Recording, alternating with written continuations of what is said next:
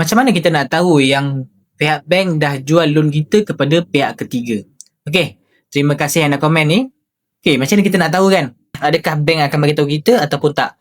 Okey, jawapan dia adalah korang akan terima satu notis daripada pihak ketiga. Bukan daripada bank pihak ketiga. Dia akan bagi tahu hak milik hutang tu dan kutipan telah diberikan kepada diorang. So kiranya bank dah tak handle lah korang punya hutang ni. Korang perlu berurusan dengan pihak ketiga ataupun debt collector lah senang cerita. So nanti pihak ketiga akan bagi satu notis dekat korang yang menyatakan hak kutipan dan juga hak milik hutang tu telah diberi kepada diorang. Dan apa-apa urusan dari segi pembayaran, settlement dan juga korang nak buat nego ke apa untuk dapatkan pengurangan, boleh terus direct kepada pihak ketiga. Tak perlu pergi ke bank. Tapi nasihat saya sebelum korang berurusan dengan pihak ketiga, minta diorang kemukakan bukti bahawa hak milik hutang tu telah dipindahkan kepada diorang. Contohnya notis penyerahan hak dan sekalilah pengesahan bertulis yang menyatakan diorang berhak untuk menguruskan hutang tersebut.